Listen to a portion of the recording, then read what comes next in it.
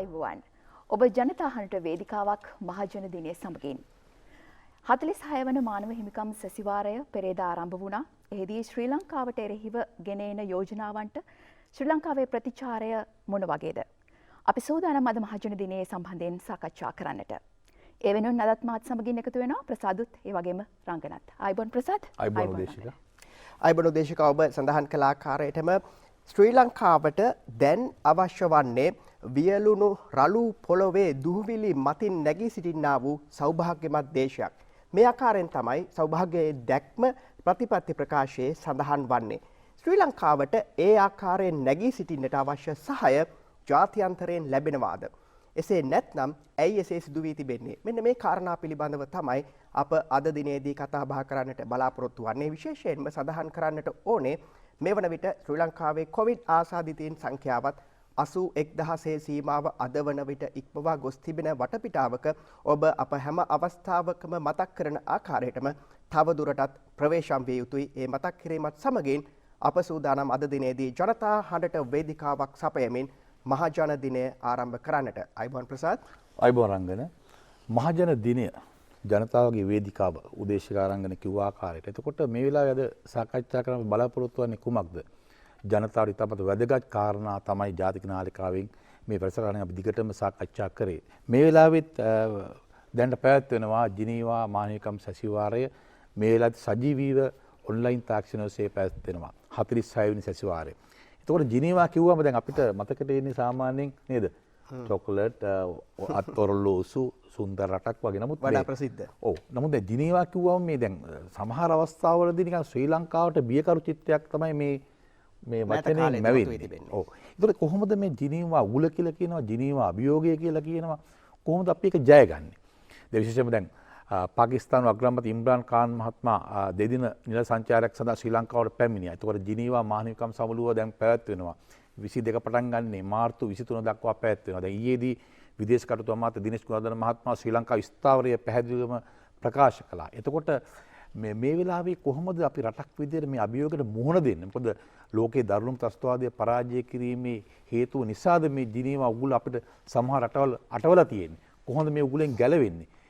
නව ආණ්ඩුවේ ප්‍රතිපත්ති කොහොමද? මොකද 30 එක යෝජනාවෙන් නව ආණ්ඩුව ඉවත් වුණා. ඉන් පසු කොහොමද ජාත්‍යන්තර වශයෙන් අපිට මේක වාසිදායක කරගන්න කියන කාරණය ගැන ගැඹුරින් සාකච්ඡා කරන තමයි අද අප බලාපොරොත්තු වෙන අප ආරාධනා කළා.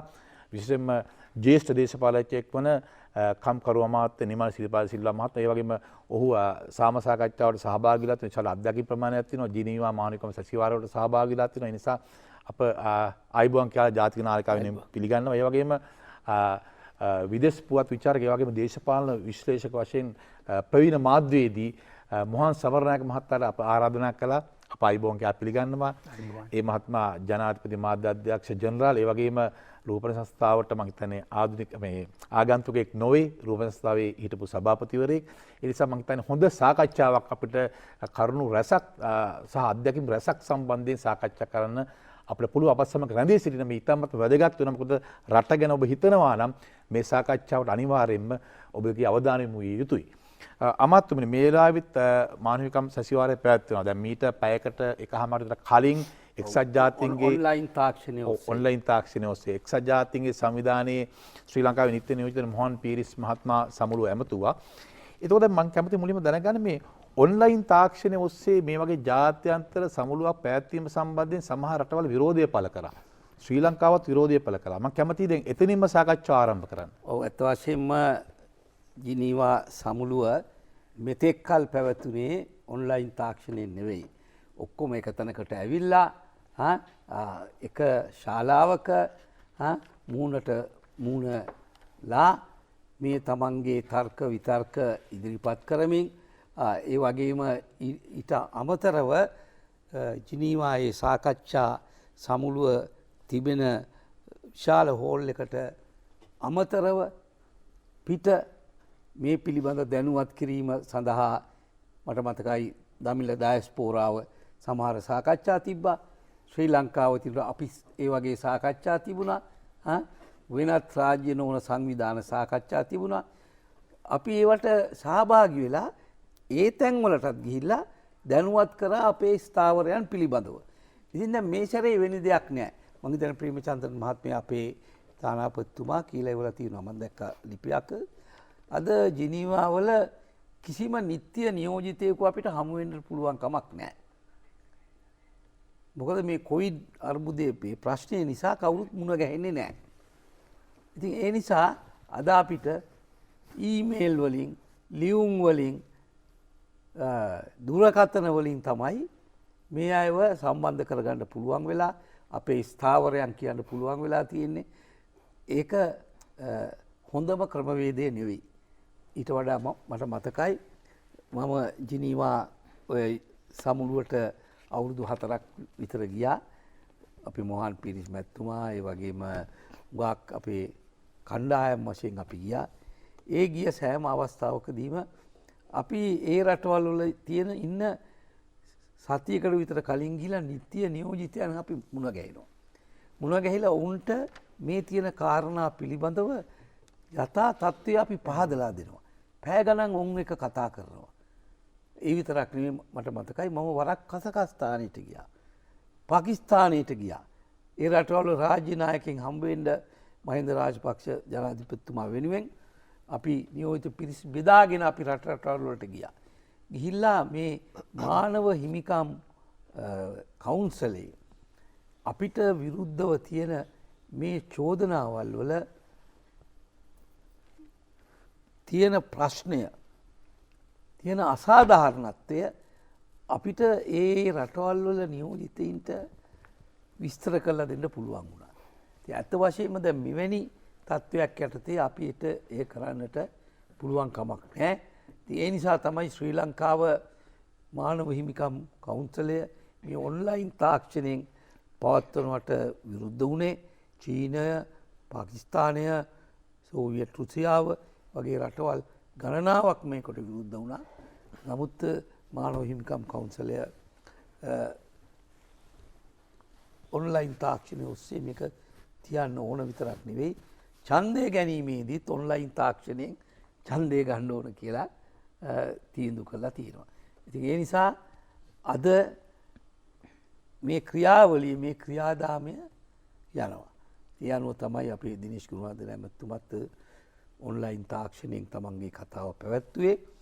දැන් මෙතන තියෙන ප්‍රශ්නය තමයි පසුගිය රජයේ කාලෙදී මංගල සමරවීර ඇමතිතුමා විදේශ ඇමතිවරයා වශයෙන් ජිනීවා නුවරට ගිහිල්ලා එකඟ වුණා මේ කෝස්පොන්සරින්. ඒ කියන්නේ ලංකාවට විරුද්ධ වූ යෝජනාවක් ලංකාවේ අස්වනින්ම සමානුග්‍රහගත්තේ. සමානුග්‍රහය දක්වලා ගේන්න.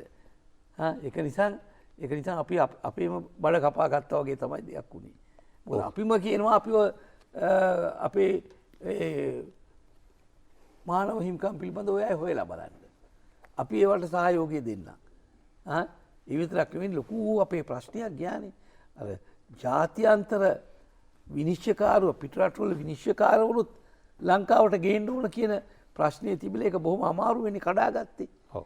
ඉතින් ඒ නිසා බටහිර රටවල් සහ ඒ මානව හිමිකම් කවුන්සලය තුල ඒ තියෙන ප්‍රෙෂර් එක ඒ තියෙන පීඩනයට මූණ දෙන්න අපිත් ඒකට සහභාගී වෙලා මම හිතනවා හිතන්න ඇති. ඒක නිසා අපිට යම් සහනයක් එහෙම ලබා ගන්න පුළුවන් වෙයි කියලා ඒ මතය අනුව වෙන්න ඇති. නමුත් ඒක යථාර්ථවාදී තීරණයක් හැටියට මම කල්පනා කරන්නේ නැහැ.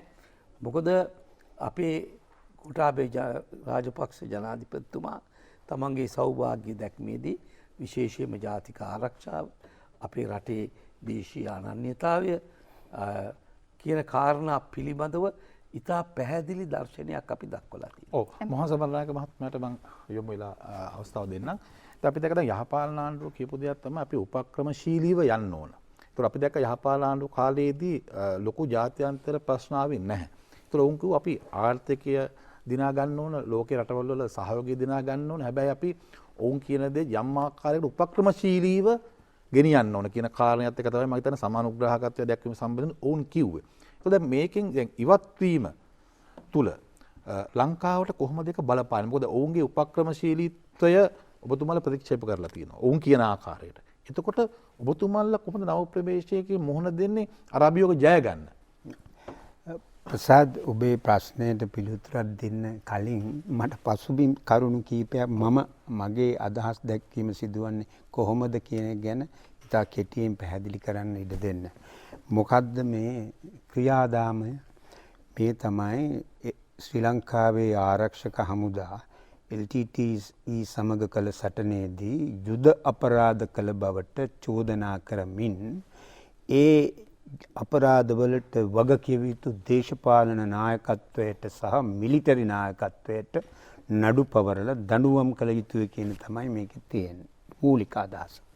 ඊට අමතරව මේ අදහස ඇතුළත් යෝජනාව 31 2015 ඔක්තෝබර් 1 සම්මත වුණු අපේ අතර ජනප්‍රිය මතය මේක හියුමන් රයිට්ස් පිළිබඳව විතරයි කියලා.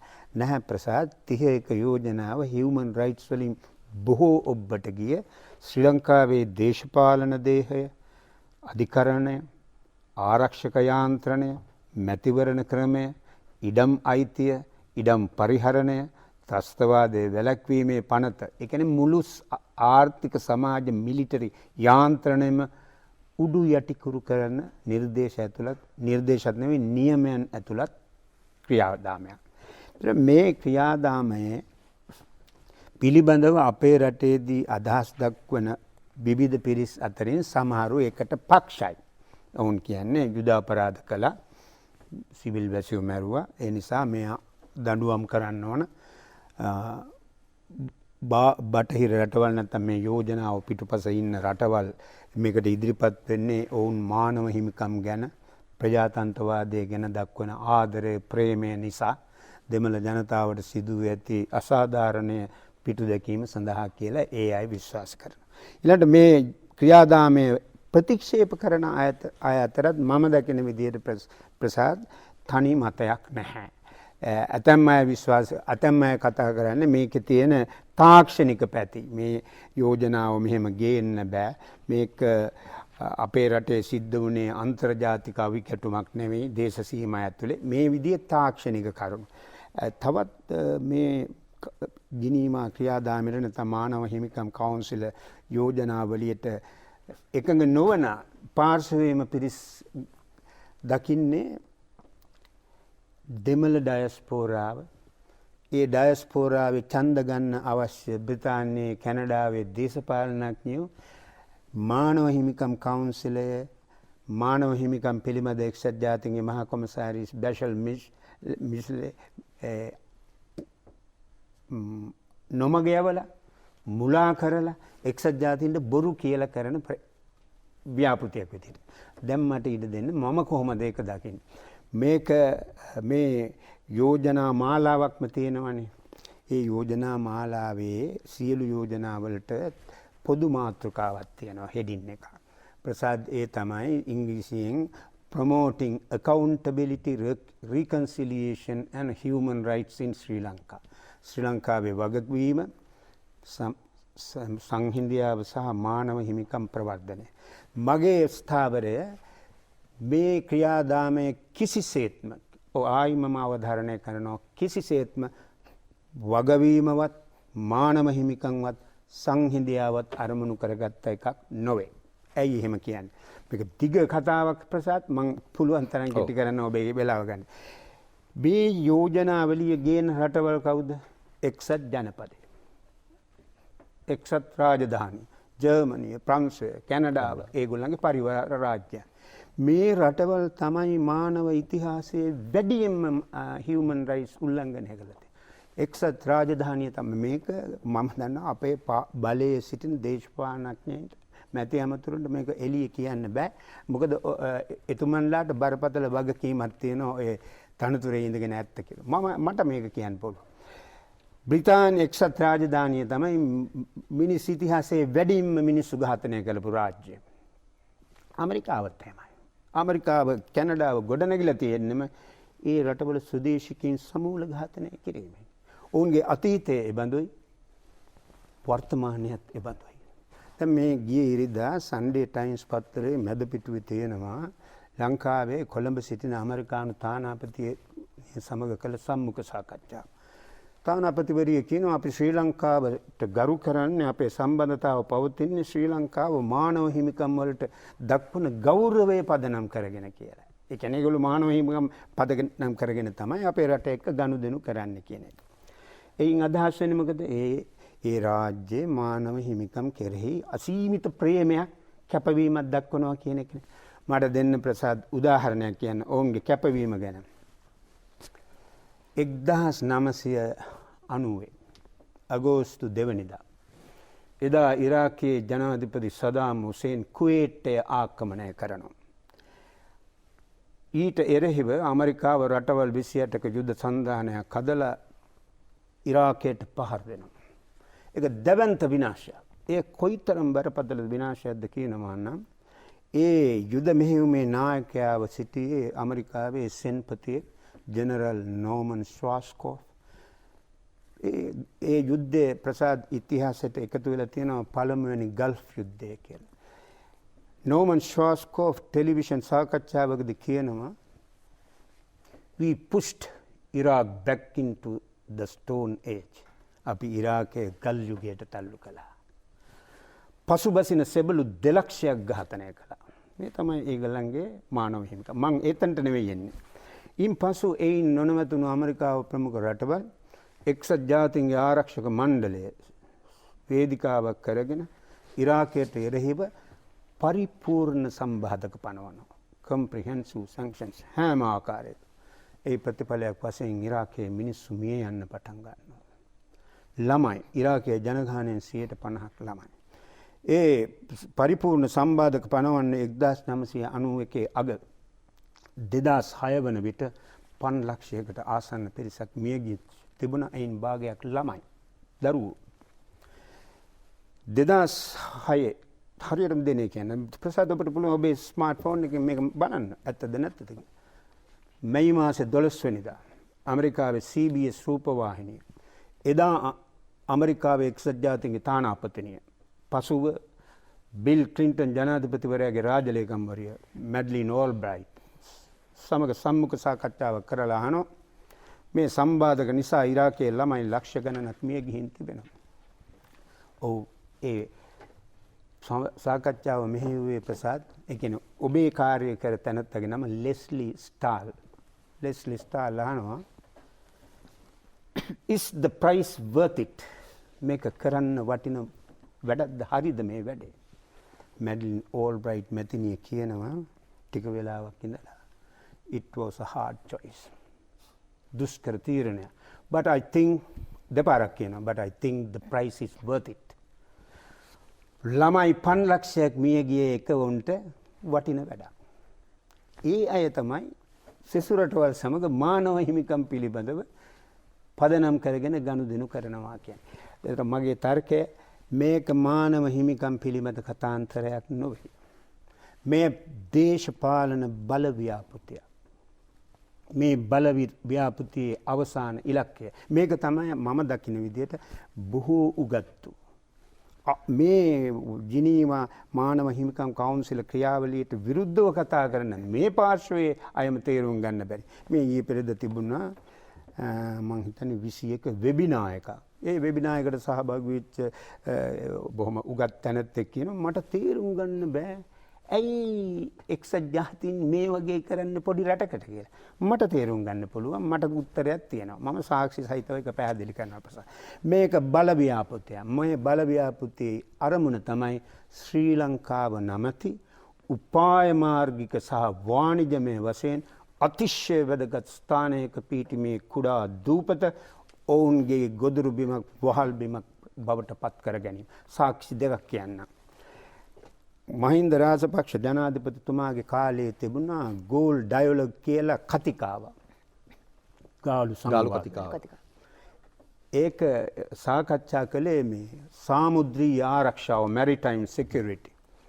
2010 තිබුණු ඒ කතිකාවට ප්‍රධාන දේශනය කරන්න ආවේ ඇමරිකා එක්සත් ජනපදයේ ශාන්තිකර කලාපයේ නාවික හමුදා සේනාංකයේ අනදන නිලධාරියා ඔහුගේ නම ඇඩ්මිරල් හැරි හැරිස්. ඔහු කතාවේදී කියනවා ඇයි ශ්‍රී ලංකාව ලෝකයට වැදගත්? හේතු 3ක් කියනවා. ඔහුගේ වචන වලින්ම නම් නම්බර් 1 එක ලොකේෂන් 2 ලොකේෂන් 3 ලොකේෂන් 2015 මැයි මාසේ දෙවනිදා වෙසක් සතියේ යහපාලන ආණ්ඩු සමයේ එදා ඇමරිකාවේ රාජ්‍ය ලේකම් ජෝන් කෙරි ලංකාවට එනවා. ඔහු ඉතාම කදිම ව්‍යක්ත කතාවක් කරනවා ලක්ෂ්මන් කදිරගාම ආයතනයේදී. ඔහු කියන ශ්‍රී ලංකාව තමයි පෙර අපර දෙදිග වාණිජ මාර්ගයේ තිබෙන නාභිය ෆල්කම්. අපි මේ රට එක්ක ඒ නිසා එකට එකතු වෙලා වැඩ කරන්න ඕනේ. මෙන්න මේ නාභිය තමන්ගේ භූ දේශපාලන ආර්ථික ව්‍යාපෘතියේ ගොදුරු බිමක් දඩබිමක් බවට පත් කර ගැනීම තමයි මේකේ අභිලාෂය. එහෙම නැතුව මානව හිමිකම් නොවේ. ඔබ කලින් ප්‍රශ්නයක් මත කළා. ඔබේ ප්‍රශ්නේ වුණේ ඇයි මෙහෙම කරන්නේ කොහොමද මේකට උත්තර දෙන්නේ? ගිය යහපාලන ආණ්ඩු කාලේ නම් එහෙම උනේ නැහැ. උපක්‍රමශීලී උපක්‍රමයක් නොවේ මම දකින විදිහට යහපාලන ආණ්ඩුවේ මගේ කියවීම වෙන කෙනෙක් එකඟ නොවෙන්න පුළුවන්. මම දකින ආණ්ඩු දෙකක් තිබුණා යහපාලන ආණ්ඩු. එකක් හිටපු ජනාධිපතිතුමාගේ ආණ්ඩුව, අනෙක හිටපු අගමැතිතුමාගේ ආණ්ඩුව. හිටපු අගමැතිතුමාගේ ආණ්ඩුවේ විදේශ ප්‍රතිපත්තිය උනේ තනිකරම අර එක්සත් ජනපදයේ ප්‍රමුඛ ලෝකයේ අධිපති රටවල බහු දේශපාලන න්‍යාය පත්‍රයට අනුව වැඩ කිරීම. ඔබ දන්නවද ප්‍රසාද් තුන්වෙනි ලෝකයේ රටක ඉරාක ආක්‍රමණය, ඒ කියන්නේ 2003 දී ඇමරිකාව බ්‍රිතාන්‍ය එකතු වෙලා ඉරාකයේ ආක්‍රමණය කිරීම හරි කියලා එක්සත් ජාතීන්ගේ මහා මණ්ඩලයේදී පිළිගත්ත එකම තුන්වෙනි ලෝකයේ නායකයා ඒ යහපාලන ආණ්ඩුවේ අගමැති බව. ඔහු ප්‍රසිද්ධියම කිව්වා. අන්න ඒ ව්‍යාපෘතියේ යටතේ ඔහු එකඟ වුණා අරගොල්ලන්ට කැමැත්තෙන් යටත් වෙන්න. ඒක තමයි උපක්‍රමය. ඒකේ මම නම් දකින්නේ නැහැ උපක්‍රමය. යටත් වුණා. දැන් ඔබේ ගෙදරට හොරෙක් එනවා. ඔබ සටන් කරනවා. එහෙම නැත්නම් ඔබ හොට කියන දොරවල් ඇරලා දීලා තියෙන තරම් අරන් යන්න කියලා. ඒක තමයි ඒගොල්ලෝ කළේ. ඒ නිසා ඒ උපක්‍රමශීලීත්වය නෙමෙයි යටත් වුණා. ප්‍රසාද් මම දන්නේ මම ඔබතුමාගේ කාලේ වැඩිපුර ගන්නවද කියලා සමාවෙන්න කැටියෙන්. නිදර්ශන මම සාක්ෂි මේවා. අප්‍රිකාවේ තියෙන කුඩා රාජ්‍ය රුවන්ඩාව නමින්. ඒ රුවන්ඩාවෙත් අපේ වගේම බෙල්ජියමට යටත් වෙලා තිබුණේ. ඔවුන් ගියාට පස්සේ අපේ වගේම ඒ ජන කොටස් අතර ගැටුමක් ඇති වෙලා 1994 අප්‍රේල් මාසෙදී ඒ තාම උච්ච අවස්ථාවකට ආවා. ඒ උච්ච අවස්ථා කාලය ඇතුළත මාස 5ක් ඇතුළත ඒ රටේ ජනගහණයෙන් 8 එකක් 8 ලක්ෂයක් ඝාතනය කළා. කපල කොටල වෙඩි තියලා ගිනි තියලා.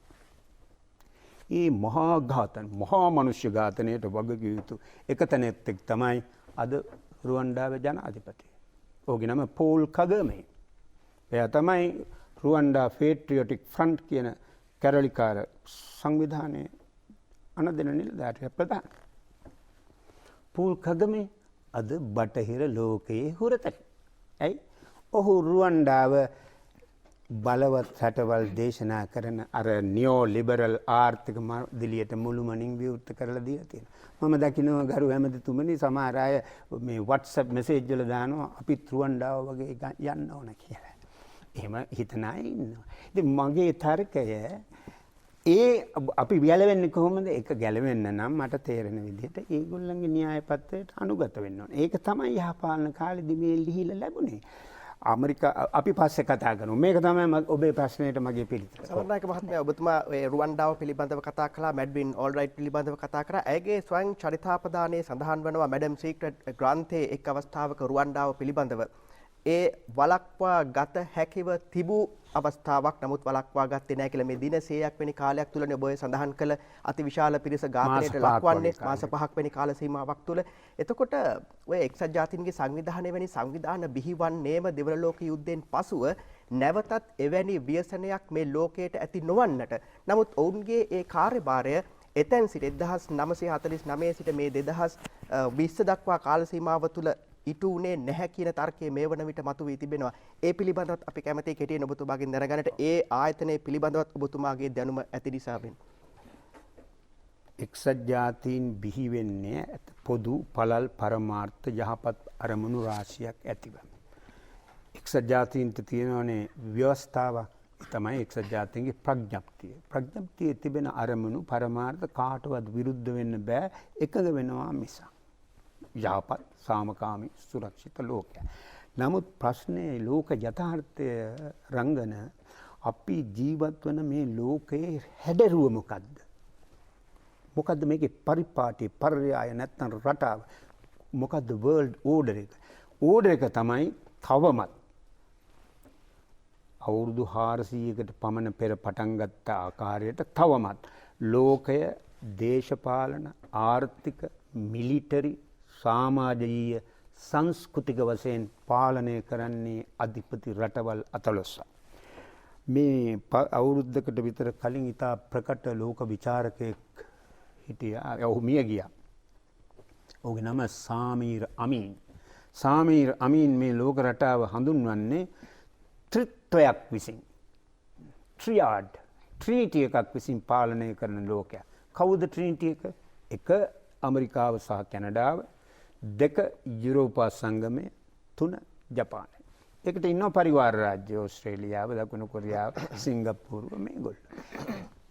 අර යහපත් චේතනාවෙන් බිහිවුණු එක්සත් ජාතීන් නමැති ඒ දේශපාලන සංවිධානය ලෝක රටාවේ බලය අතේ තියාගන්න පිරිස් තමන්ට අවශ්‍ය පරිදි හසුරුවනවා. ඉරාකය ආක්‍රමණය කිරීම නිසා මේ දක්වා සිදුව ඇති මරණ සංඛ්‍යාව ප්‍රසාද් ඔය ස්මාර්ට් ෆෝන් එකෙන් ගහලා බලන්න cost of Iraqi war කියලා. අඩුම දශලක්ෂයක්. අඩුම දශලක්ෂයක්. නම් අපේ රටේ LTT සමග යුද්ධය අවසන් වෙන්නේ 2009 නේ 19. මම 22 එනවා එක්සත් ජාතික හිමාලයක මෙහෙට බලන්න මානව හිමිකම් ගැන. නමුත් තවම කවුරුවත් ගිහින් නැහැ ඉරාකයට මානව හිමිකම් ගැන බලන්න. අපි දන්නේ නැහැ සාමාන්‍ය මිනිස්සු. යේමනේ දැවැන්ත මිනිස් කීද වාචකයක් සිදු වෙමින් පවතිනවා. එක්සත් ජාතීන්ගේ ආයතන අඳුන්වන්නේ මේ යුගයේ දරුණුතම මානසික කීද වාචකය කියලා. කවුද ඒකට සල්ලි දෙන්නේ? කවුද ඒ යුද්ධ කරන්නේ? සෞදි අරාබිය, ඕස්ට්‍රේලියාව, ජර්මනිය, ප්‍රංශය, ඇමරිකාව මේගොල්ලෝ තමයි. ඉතින් අද වෙලා තියෙන්නේ එක්සත් ජාතීන් නැමැති මානව වර්ගයාගේ නායකයෝ එකතු වෙලා හදාගත්ත යහපත් අරමුණු ඇති වූ ප්‍රකාශිත අරමුණු යහපත් වුණාට ඒක මෙවලමක් බවට පත් කොටගෙන තිබෙනවා අධිපති රාජ්‍යයන් විසින් තමන්ගේ අරමුණු සපුරා ගැනීම සඳහා. ඒ මෙවලම නැත්නම් එක්සත් ජාතීන් ආයතන ඔවුන්ගේ අරමුණු වලට එරෙහි වුණොත් එරෙහි වුණා. මොකද බොහොම සුළු එරෙහිවීමක්. මානව හිමිකම් කවුන්සිලයේදී ඊශ්‍රායලය විවේචනය කළා. ට්‍රම්ප් ජනාධිපතිවරයාගේ ආණ්ඩුවේ 2018 දී ජූනි මාසෙදී මානව හිමිකම් කවුන්සිලයෙන් අයින් වෙනවා. අයින් වෙනකොට ඒකට නමකුත් දැම්මා. A cesspool of political bias. ඒ කියන්නේ දේශපාලන අගතියේ වැසිකිලි වලක් කියලා. ඒ වැසිකිලි වල තමයි පාවිච්චි කරන්නේ ශ්‍රී ලංකාව හිර කිරීම සඳහා. මම දැන් මේ විදේශිකාට එමෙතුමාට පුළුවන් යොමු කරන්න මම හිතන්නේ හුඟක් කාරණා තියෙනවා සාකච්ඡා කරන්න. ඔව්. එමෙතුමා දැන් යුද්ධ අපරාධ චෝදනා නෙමේ මෙවර වාර්තාවේ ඊට වඩා එහාට ගිහිල්ලා අලුත්ම චෝදනා ගොන්නක් තමයි යොමු වෙලා තියෙන්නේ. විශේෂයෙන් මේ වර්තමාන කාලය තුල පවතින ප්‍රජාතන්ත්‍රවාදයෙන් ඔබට ගමන් කරලා තියෙනවා ප්‍රජාතන්ත්‍රවාදී නොවන ප්‍රවණතා බිහි වෙමින් පවතිනවා කියලා තමයි චෝදනා එල්ල කරන්නේ. කොහොමද මේ තත්වයට රජයක් ලෙස මුහුණ දෙන්න සූදානමින් සිටින්නේ? මම හිතන්නේ අපේ මහාන් මැතිතුමා කිව්වා වගේ එක්සත් ජාතීන්ගේ මානව හිමිකම් පිළිබඳ මේ මණ්ඩලයේ ස්වභාවය ආරම්භක ස්වභාවය නෙවෙයි. ආරම්භයේදී බලාපොරොත්තු දෙ නෙවෙයි. that has become a political tool. දේශපාලන මෙවලමක් බවට පත් කරගෙන තිබෙනවා අපේ රටවල් වැනි මේ රාජ්‍යයන් යටපත් කර ගැනීම සඳහා. ඒ කියන්නේ දැන් අපේ රටවල් අල්ලා ගන්න ක්‍රම කීපයක් තිබුණානේ. එකක් තමයි යුද්ධයකින් ඇවිල්ලා අල්ලා ගන්නවා, ඇවිල්ලා ඉන්න ජනතාව මරලා දානවා. මේ වෙනත් ආකාරයකින් අර කියන්නේ අර නව අධිරාජ්‍යවාදයක් එනවා කියලා. ඒ විදිහට තමන්ට ගැති නොවන තමන්ගේ ආර්ථික වැඩපිළිවෙල අනුමත නොකරන ඒ වගේ රටවල් මට්ටු කරන්න තමයි දැන් එක්සත් ජාතීන්ගේ මේ මානව හිමිකම් කවුන්සලේ පාවිච්චි වෙලා තියෙන්නේ. ඉතින් මේ කවුන්සලේ තුල තියෙන බල අරගලය ගත්තොත් එහෙම අද වැඩිපුර බලය තියෙන්නේ ධනවාදී රටවල් වලට තමයි මේ බල අරගලේ. ඒ වැඩි බරක් තියෙන්නේ. උදාහරණයක් වශයෙන් ගත්තොත් දැන් ආනවයි ලංකාවට මේක දිනන්න බැරි. ලංකාවට එරෙහි දැන් ගෙනෙන යෝජනාව යථාර්ථවාදී ලෙස උතන ඉන්න හුඟක් රටවල් බලන්නේ නැහැ. දැන් අපි ගිහිල්ලා සමහර රටවල් කැන්වස් කරන්න ගියාම කියන ඕ මේක ලංකාවට ලොකු අසාධාරණයක් අපි ඔබතුමාලා සමග ඉන්නවා. හැබැයි අන්තිම දවසේ කියනවා we are very sorry we are under pressure.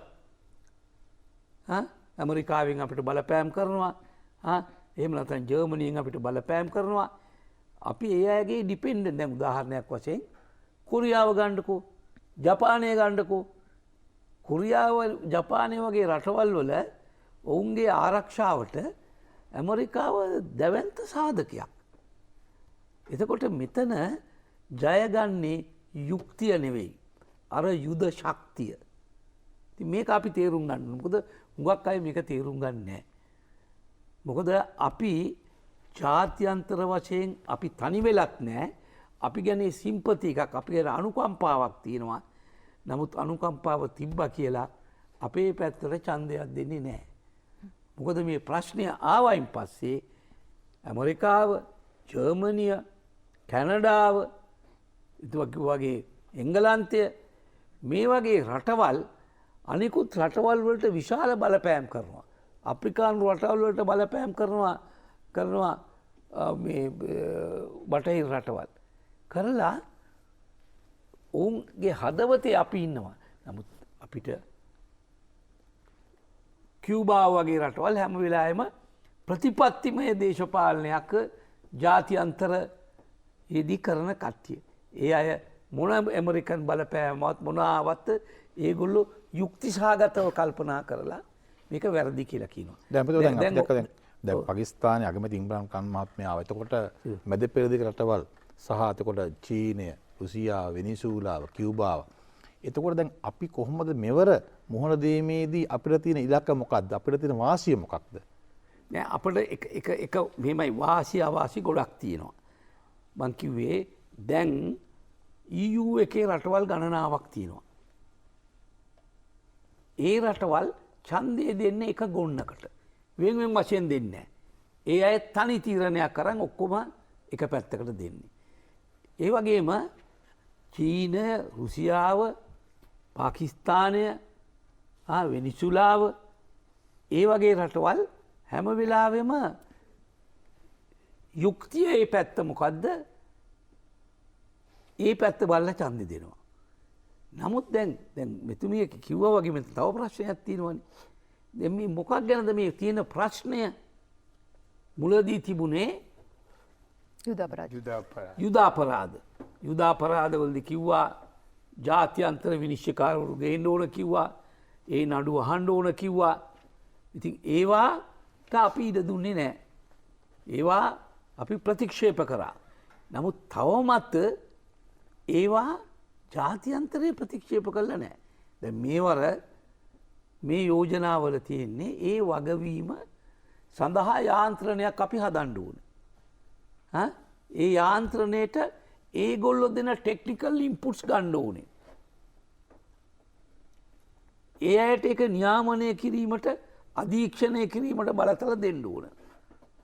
දැන් එයින් පරිබාහිරව දැන් යුද්ධය අවසන් වෙලා ඉරන් කඩන් ටික උතුරේ අයට දීලා උතුරේ සංවර්ධනය කරලා 10000ක් ළමා සොල්දාදුවන් සමාජගත කරලා ලෝකයේ කිසිම රටක නූණු තරම් සන්දානගත වීමක් වෙලා තියෙනවා.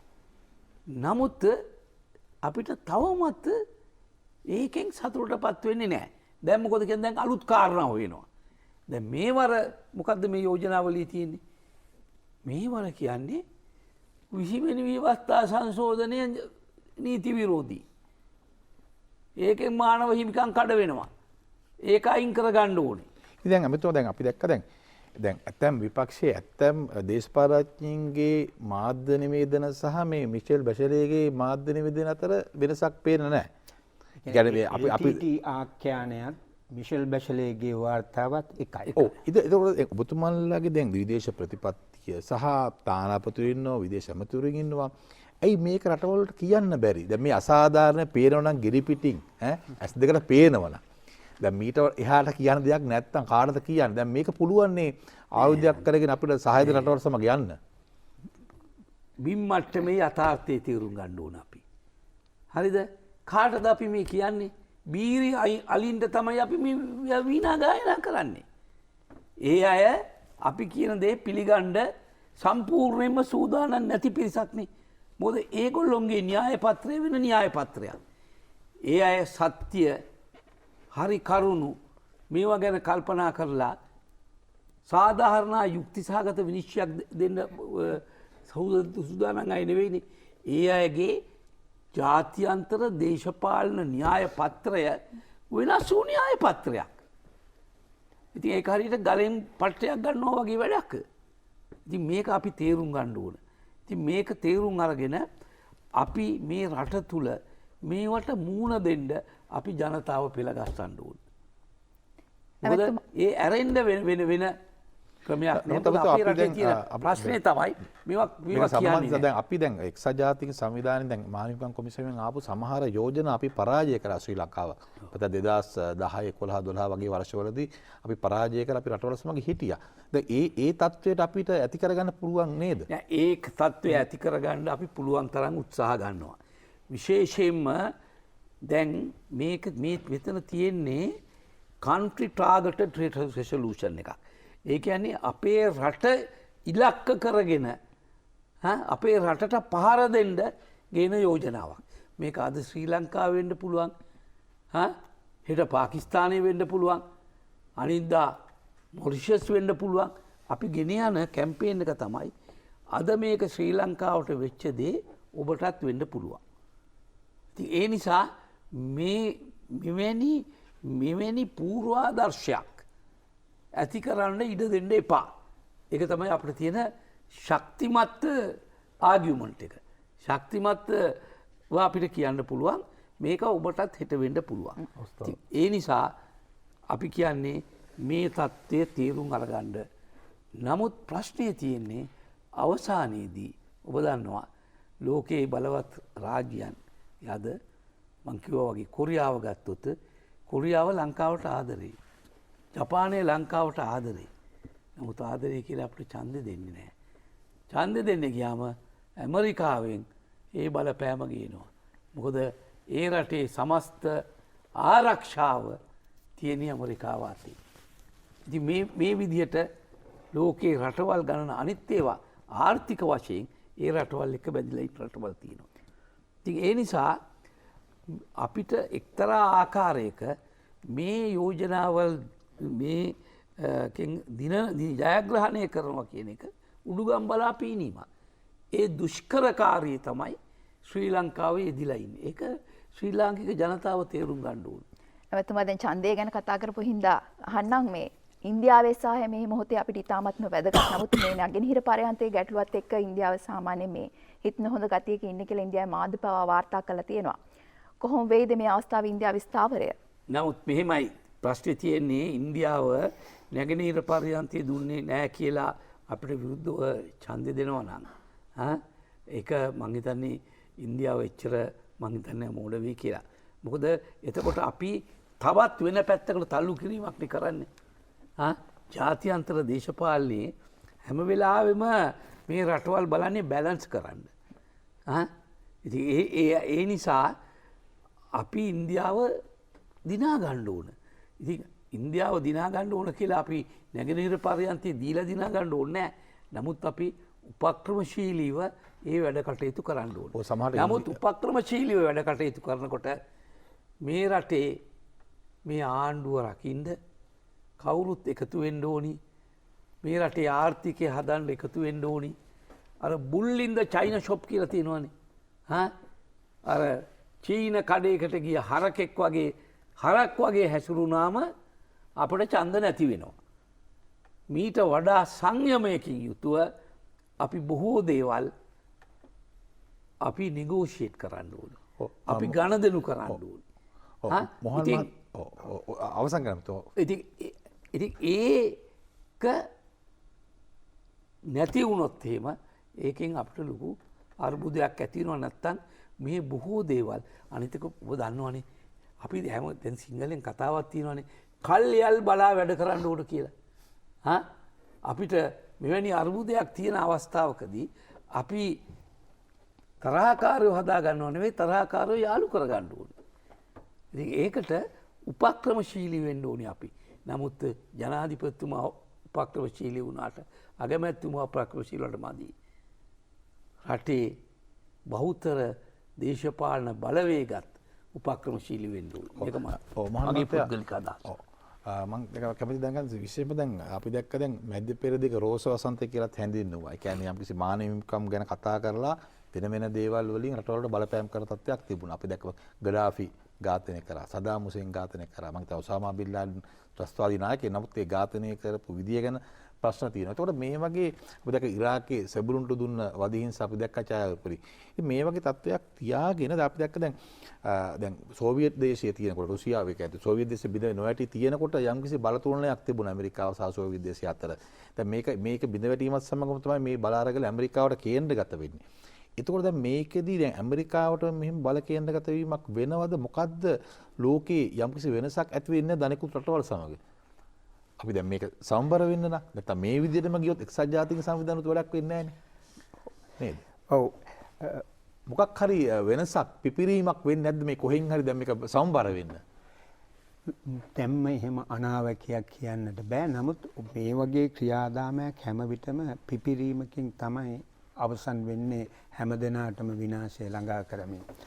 මේක අපි මේ සමස්ත ක්‍රියාදාමයේ පිටුපස තියෙන දේශපාලන ආර්ථිකය හඳුනා ගන්නට ඕන. Political economy. ඒ තමයි මම කලිනුත් කී ආකාරයට වත්මන් ලෝක පර්යායේ මුදුනේ ඉන්න රටවල් අතලොස්ස එතෙන්ට ආවේ තමන්ගේ ශක්තියෙන් පමණක් නොවේ. සෙසු රටවල ධනය නිර්දය ලෙස විශාල පරිමාණයෙන් කොල්ල කෑමෙන් අදත් ඒක එහෙම තමයි වෙන්නේ. අදත් එහෙමයි වෙන්නේ. මේවට ඕන තරම් පරිශන කරලා නිදර්ශන සාක්ෂි තියෙනවා. කුවේටේ තෙල් තාමත් ලබා ගන්න ඇමරිකාව. කුමන තත්ත්වයේ යටතුණත් ඒ කාර්ය වෙන. දැන් ඒ මුදුනේ ඉන්න රටවලට තමන්ගේ දේශපාලන ආර්ථික මිලිටරි බලය තියාගන්න ඕන. ඔවුන් අත්කරගෙන තියෙන ඉහළ ජීවන මට්ටම භුක්ති විඳින්නට නම් දිගටම. අද ඔවුනට තියෙනවා විශාල අභියෝගයක්. කුමද ඒ තවත් ආර්ථික බල කේන්ද්‍ර කිහිපයක් උඩට ඇවිත් තිබෙනවා. දැනටමත් ඇවිල්ලා. ඒ අතර ඔවුන්ගේ ප්‍රධාන ප්‍රතිවාදියා තමයි චීනය. ඒ නිසා අද එක්සත් ජනපදයේ ප්‍රමුඛ රාජ්‍යයන්ට අවශ්‍ය වෙනවා චීනය මර්ධනය කරන්න, මට්ටු කරන්න, කොටු කරන්න. ඒක ඒගොල්ලෝ ප්‍රසිද්ධිය කියනවා. දැන් අලුතෙන් පත් වෙච්ච ආණ්ඩුවේ නායකයෝ ඇමරිකා එක්සත් ජනපදයේ ජෝ බයිඩන් ජනාධිපතිවරයාගේ ආණ්ඩුවේ නායකයෝ ප්‍රසිද්ධිය කියනවා. චීනය තමයි අපිට තියෙන අභියෝගය කියලා. ඒක ඒගොල්ලෝ හංගන දෙයක් නෙමෙයි. ඒ නිසා චීනය පාලනය කරන්න ඕන. චීනය ඇයි පාලනය කරන්න ඕන? ඇමරිකා එක්සත් ජනපදයේ ඇතුළු බටහිර ධනවාදී රාජ්‍යයන් තමයි ලෝකයේ ඉහළම ආර්ථික බලය, ආර්ථික තත්ත්වය අත්කරගෙන තියෙන්නේ. එක්සත් ජනපදයේ ගත්තොත් තවමත් ඒ තමයි ලෝකයේ ප්‍රධානම ආර්ථික බලවතා. ඇමරිකා එක්සත් ජනපදයේ ආර්ථික උත්පාදනය වසරකට 2020 දී ජූනි මාසෙදී ඒක ඩොලර් ට්‍රිලියන 24ක්. ට්‍රිලියනයක් කියන්නේ කෝටි ලක්ෂයක්. අවුරුදු කිහිපයකට පෙර දෙවනි තැන හිටියේ ජපානය. දැන් දෙවනි තැන ඉන්නේ චීනය. බොහෝ සමීක්ෂණ අනුව මේ ඇමරිකාවෙම ආයෝජන බැංකුවක් තියෙනවා මේ එකක් විතරයි ගෝල්ඩ්මන් සාක්ස් කියලා. ඒගොල්ලන් කියනවා 2040 හෝ ඊට පෙර චීනය ඇමරිකාව පසු කර යනවා. ඊට කලින් චීනයට ගන්න ඕන. වටන්න ඕන. චීනයට පමණ නෙවෙයි රුසියාවට. දැන් රුසියාව සෝවියට් දේශයේ බිඳ වැටීමෙන් පස්සේ දුබල වුණත් දැන් අද ඒ මිලිටරි බලයක් විදියට උඩට ඇවිත් තිබෙනවා. ඒ නිසා බටහිර මාධ්‍ය අද නැවතවරක් රුසියාව හැඳින්වීමේදී සුපර් පවර් කියන වචනය පාවිච්චි කරනවා. ඉතින් මේ රටවල් දෙකට එරෙහිව කරන සටනකදී නැත්තම් අවි නොගෙන කරන සටනකදී වුණත් ඔවුන්ට ඉන්දිය සාගරයේ ශ්‍රී ලංකාව වැදගත්. ඔබ දැකලා අර ඉන්දියාවේ කලින් හිටිය මේ ජාතික ආරක්ෂක උපදේශකවරයා ලිව්ව පොතක තියෙනවා ශ්‍රී ලංකාව ගැන මෙහෙම සඳහනක්. Sri Lanka is a permanent aircraft carrier in the Indian Ocean. ඉන්දියානු සාගරයේ තියෙන ස්ථිර එයාක්‍රාෆ්ට් ගුවන් යානා ගෙන යන නෞකාව යුද ගුවන් යානා. ඉතින් මේ නෞකාව අත් කරගන්න ඕන. ඒකට තමයි මේ බලපෑම කරන්නේ. දැන් අපි ඔබ කතා කරන්නේ ඇයි ඔවුන්ට තේරෙන්නේ නැත්තේ කියලා. තේරෙන්නේ නැතුව නෙමෙයි. කරු ඇමතිතුමා කිව්වා ඒ කාරණේ. මේක අපේ විවහාර භාෂාවෙන් කියනවා නම් අවදි කරන්න පුළුවන් ඇත්තට නිදාගෙන ඉන්න මිනිහා. හොරට නිදාගත්ත පුද්ගලයා අවදි කරන්න බෑ. මේ අයට තියෙන වෙන උවමනාවක්. ඒකයි මම ඔබට කියන්නේ. මේකෙදී ඔවුන් විශාල වශයෙන් වංචනික වැඩ කරනවා. මම නිදර්ශනයක් කියන මේ ඊයේ පෙරේද හෙළි වුණු දෙයක්. එංගලන්තයේම කන්සර්වටිව් පක්ෂයේ ස්වාමිවරයෙක් නෙසබි ස්වාමිවරයෙක් ලංකාවට පක්ෂව ලංකාවේ ඔය චෝදනා කරන විදිහට යුද්ධයේ අවසාන කොටසදී සිවිල් වැසියෝ 40000ක් මැරුණ කියන එක අසත්‍යයි. මැරිච්ච සංඛ්‍යාව 7000ක් වගේ. ඒ 7000 භාගයක් LTT සටන්කරුවෝ. ඔහු කියන විදිහට. දැන් මේ කාරණය සපත කරලා යුද්ධය පැවති සමයේ කොළඹ බ්‍රිතාන්‍ය මහා කොමසාරිස් කාර්යාලයේ ඩිෆෙන්ස් ඇටැචේ මිලිටරි නිලධාරියා. එයාගේ නම ඇන්ටන් ගාෂ්. එයා පණිවිඩයක් යනවා. ලිඛිත පණිවිඩයක් එංගලන්තේ ආණ්ඩුවට යවනවා. මෙහෙම මරණ සංඛ්‍යාවක් සිදු වුණේ නැහැ කියලා. දැන් නෙසබි ස්වාමිවරයා ස්වාමි මණ්ඩලයේ ප්‍රධානියාගෙන් අහනවා ඔබ කෝ ගෲප් එකේ නායකයා වශයෙන් මේකේ ඇන්ටන් ගාෂ් සඳහන් කරපු තොරතුරු මානව හිමිකම් කවුන්සිලයට දැනුම් දුන්නද? ඒ ස්වාමි මණ්ඩලයේ ප්‍රධානියා ඔහු කියනවා අපෙන් ඇහුවේ නෑ අර මේ මානව හිමිකම් කවුන්සිලයේ එවැනි ලියවිල්ලක් ගැන. ඒ නිසා අපි දුන්නෙත් නෑ. දැන් ඔබට පැහැදිලිද? ඔවුන්ට වෙන තොරතුරු දෙන්න පුළුවන්. මේ තියෙන තොරතුරු දෙන්න බෑ. වසන් කරනවා. වසන් කරන්නේ ඇයි ප්‍රසාද්? මේකේ අරමුණ වෙන දෙයක් නිසා. මේක වංචනික ක්‍රියාදාමයක්. දේශපාලන බල දේශපාලන අරමුණු සහිත. ඒ විදිහට දැන් ඔය දැනට මහා කොමසාරිස්වරිය මානව හිමිකම් මහා කොමසාරිස්වරිය ජනවාරි 27 දිනයේ ඇතුව නිකුත් කරපු ප්‍රථම වාර්තාවේ බොරු විශාල සංඛ්‍යාවක් තියෙනවා. මම එකක් දෙකක් කියන්නේ. එක තැනක ඇය කියනවා 31 යෝජනාව සම්මත වුණේ කන්සෙන්සස් ඒකමතිකව කියලා නෑ. එක්සත් ජාතීන්ගේ මානව හිමිකම් කවුන්සිලයේ වෙබ් අඩවියට ගිහින් බලන්න 31 යෝජනාව ගැන ඒගොල්ලෝ කියන්නේ adopted without vote. ඡන්දයක් නැතුව අනුමත කළා සහ ඒකමතිකව අනුමත කළා කියන්නේ දෙක. කාරණා දෙක. ඊළඟට මේ එතුමියගේ වාර්තාවේ මේ විදිහේ තවත් විශාල සංඛ්‍යාවක් අසත්‍ය තොරතුරු සඳහන් කරලා තියෙනවා. මොකටද මේ අසත්‍ය කියන්නේ? අර අරමුණ කරා ළඟා වීම සඳහා. ප්‍රසාද් මේක වෙලාව ගියත් මට ජන කතාවකින් නිදර්ශනයක් කියන්නම්. එක්තරා වෘකයේ දකින්නවා ගඟක සෙල්ලම් කරමින් සිටින බැටළු පැටවෙක්. ඌ හිතනවා හොඳ ආහාරයක් කන්න ඕනම්. නමුත් හේතුවක් ඕනනේ. ගිහින් කියනවා බැටළු පැටවයාට මම නාමින් ඉඳද්දී උඹ වතුර බොර කරා. බැටළු පැටව කියනවා අනේ ස්වාමීනි ඔබතුමා නෑවේ උඩ ගඟේ ඉහළ මම පහළ. හරි. මීට මාස 6කට කලින් ඔබ මට ඒ දේම කරා. බැටළු පැටුව කියනවා ස්වාමීනි මාස 6කට කලින් මම ඉපදිලත් නැහැ. එහෙනම් උඹේ තාත්තා. හරි. ඒකට උඹ වන්දි ගෙවන්න ඕන. මේක තමයි මේ අයගේ මේ තියෙන ක්‍රියාදාමයේ පිටුපස තියෙන තර්කණය.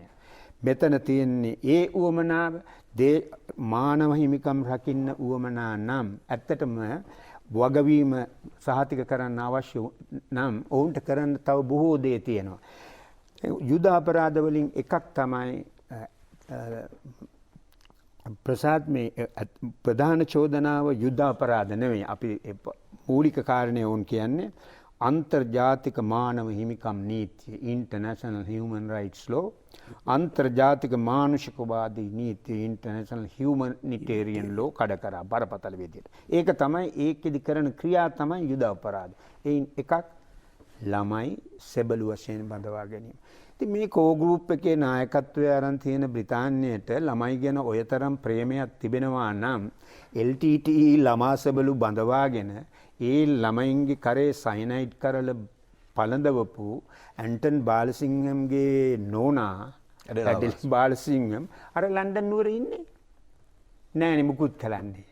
එයාව අල්ලලා ඔය වගවීම ක්‍රියාත්මක කරන්න තිබුණනේ. ඉරාකයේ ආක්‍රමණය කිරීම සම්බන්ධයෙන් ටෝනි බ්ලෙයාට බරපතල චෝදනා තියෙනවා සාක්ෂි සහිතව.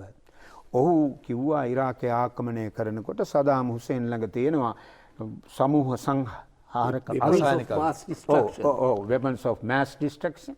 ඒ විතර නෙවෙයි ඔහු කිව්වා එයාට පුළුවන් විනාඩි 45කදී අපිට පාර දෙන්න. සම්පූර්ණ බොරු. මෙන්න මේ නිසා අද චෝදනාවක් තියෙනවා ඔහුට කියන්නේ මේ යුද අපරාධකාරයෙක් කියලා. ඉතින් බ්‍රිතාන්‍යය ওই තරම් මානව හිමිකම් ප්‍රේමයෙන් පසු වෙනවා නම් ඒක කරන්න පුළුවන්. මම මගේ තර්කයේ මේක වෙන කාරණේ. එතෙන්දී මම කියන්නේ නෑ ප්‍රසාද් මට එහෙම කියන්න දැනුමකුත් නෑ. මේ සටනේදී සීමාව ඉක්මවා ක්‍රියා කිරීම ආරක්ෂක හමුදා අතින් නොවුන කියලා මට කියන්න බෑ. එහෙම වෙන්න ඉඩ තියෙනවා. මොකද මේක යුද්ධයක්. යුද්ධය කලේ අමරිකාවේ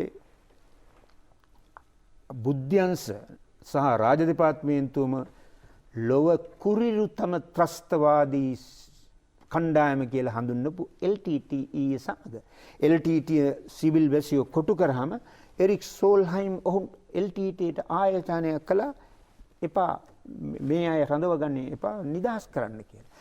ඒ කියපු ඉල්ලීමට ප්‍රභාකරන් සමන් දුන්නේ නැහැ. එරික් සෝල්හයිම් බැසිල් රාජපක්ෂ එදා හිටපු ඇමතිතුමාට ලියලා කියනවා අපි LTTE මෙහෙම ඉල්ලීමක් කළා නමුත් ඔවුන් ඒක කරන්නේ නැහැ කියලා. ඒතකොට එවැනි කරපු LTTE සමග කළ සටනකදී අරම එක්සෙසස් සීමාව ඉක්මව යම් ක්‍රියා සිදු වෙන්නට පුළුවන්. නමුත් මේ අය කියන ආකාරයට නෙවෙයි. ඊළඟ කාරණය ඇයි ලංකාවේ ආරක්ෂක හමුදා LTTE සමග සටන් කළේ?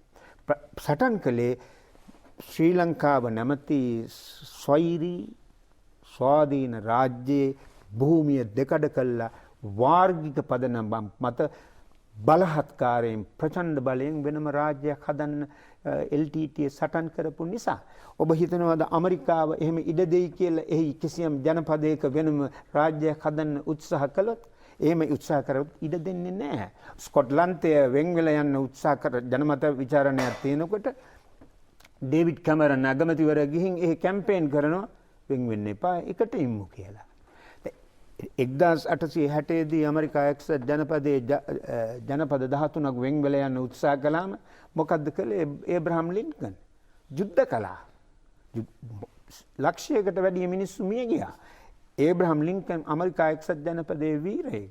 ඒ යුද්ධයේ මෙහි උසෙනමියා තමයි යුලිසිස් එස් ග්‍රාන්ට්. ඔහු එක්සත් ජනපදයේ වීරයෙක්. පසුව ඔහු එක්සත් ජනපදයේ ජනාධිපති ධූරයටත් පත් වුණා. ඒතර කවර හෝ රාජ්‍යයක පැහැර හැරිය නොහැකි වගකීමක් ඒ රාජ්‍යයේ ඒකාග්‍රතාව භෞමික අඛණ්ඩතාව රැක ගැනීම. ඒක තමයි ශ්‍රී ලංකා ආණ්ඩුව කරන්න සිද්ධ වුණේ.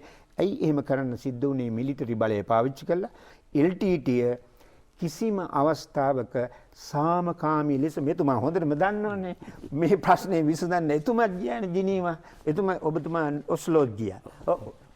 මොකද උනේ කියලා ගරුවතුමා දන්නා. රජ වෙනුවෙන් අපි ඒක කතා කරමු. මට කියන්න ඒ වැනි කණ්ඩායම සමග එක්කෝ ඔවුන්ට යටත් වෙන්න ඕන. එහෙම නැත්නම් ඔවුන්ට තේරෙන භාෂාවෙන් උත්තර දෙන්න වෙනවා. දැන් හිට්ලර් යුද්ධ කරගෙන එන විට ප්‍රසාද් ලෝකයට වෙන විකල්පයක් තිබුණේ නැහැ හිට්ලර්ට පහර දෙනවා මිස. ඒක දැවැන්ත විනාශකාරී ක්‍රියාවක් තමයි. නමුත් හිට්ලර්ගෙන් මනුෂ්‍ය වර්ගය බේර ගන්න පුළුවන් වුණේ ඔහු පරාජය කළ නිසා. ඒ තමන්ගේ රාජ්‍යයේ ස්වාධීනත්වය අඛණ්ඩතාව රැක ගැනීමට සටන් කළ හමුදාවට තමයි ඔවුන් එහෙම කියන්නේ. නමුත් එහෙම කියන රටවල් 2020 මාර්තු මාසෙදී බ්‍රිතාන්‍ය පාර්ලිමේන්තුවට එනවා පනතක්. එතෙර මෙහෙයුම් පිළිබඳ පනත කියලා. ඒ කියන්නේ පිට රටවල කරන හමුදා මෙහෙයුම්. මොකද්ද කියන්නේ ඒකේ? එතර මෙහෙයුම් වලදීට සහභාගී වන බ්‍රිතාන්‍ය සොල්දාදුවෝ එක්සත් රාජධානී සොල්දාදුවෝ කුමන චෝදනාවක් යටතවත් බාහිර අධිකරණයකට ගෙනියන්න ඉඩ දෙන්න බෑ. ඇමරිකා එක්සත් ජනපදයේ හැම අවුරුද්දකම අලුත් කරනවා උපාය මාර්ගික ප්‍රවේශය කියලා එක. New Defense Initiative. ඒක අනිවාර්ය අංගයක් තමයි ඇමරිකාවේ සෙබළු ICC කට ඒ කියන්නේ අන්තර්ජාතික අපරාධ අධිකරණයට එහෙම නැත්නම් වෙන තැනකට ගෙනියන්න බෑ කියලා. දැන් අන්තිමේදී මොකද වුනේ අන්තර්ජාතික අපරාධ අධිකරණයට ඒ චෝදනා අත්හරින්න සිද්ධ වුණා. ඇමරිකාව විවේචනය කරපු නිසා. ඉතින් මම ගොඩනගෙන තර්කය මේක දේශපාලන බලව්‍යාපෘතියක්. මේක පහසුවෙන් ගැලවෙන්න පුළුවන් දෙයක් නොවේ. ඔවුන්ම හිතලා අත්හැරියේ නැත්තම්. එහෙම නැත්නම් අපි ඔවුන්ට යටත් වෙලා අනේ මේ රට Tamanට කැමති දෙයක් කරගන්න බහුජාතික සමාගම් වලට ඇවිල්ලා මේ ආර්ථික සාරය සූරා කන්න ඉඩ දෙන්න. දැන් ගරු ඇමතුමා පැහැදිලි කතා කරා අපි අර මේ මේකප් රූම් එකේ ඉන්නකොට අපේ රටේ ජනතාවට මේකේ ග්‍රැවිටි එක වැටහිලා නැහැ කියලා. මම හිතන්නේත් එහෙමයි. ප්‍රසාද් ඔබ මම ඇමතිතුමා මෙතන කතා කළාට ඇමරිකාව සහ ප්‍රමුඛ ඒ අධිපතිවාදී රාජ්‍යයන් තමන්ගේ චින්තනය ප්‍රතිපත්තිය වෙනස් කරන්නේ නැහැ. මොකද ඔවුන්ගේ පැවැත්ම තියෙන්නේ ඔවුන්ගේ බලය සහ ආර්ථික සමෘද්ධිය මත. ඒ සමෘද්ධිය සඳහා පවතින්නේ සිසු රටවල් පාලනය කිරීමේ ප්‍රමාණය මත. අපි මෙතන කතා කිරීමේ වැදගත්කම මේ රටේ ජනතාව තේරුම් ගන්නවා නම් මේ අපේ රටේ ස්වාධීනත්වය ජන කොටස් අතර සමගිය ආර්ථික සමෘද්ධිය මේ සියල්ල විනාශ කරන දැවැන්ත බියකරු අන්තරායක් මේ අප හමුවේ තියෙන්නේ. මේ අන්තරාය හමුවේ රටේ ජනතාව ඒ පක්ෂ පාට ભેදයෙන් තොරව ජාතික ප්‍රශ්නයක් ලෙස තේරුම් අරගෙන එකට එකතු වෙනවා නම් මේ ගැටලුවේදී හෝ එහෙම වුණොත් මේ රට වටන්න මේට අපට දුෂ්කරතා එනවා. නමුත් මං හිතන්නේ මුහුණ දෙන්න පුළුවන්. කිව්බාවට තියෙනවා මේ ඔය වගේ යෝජනා 150ක් විතර.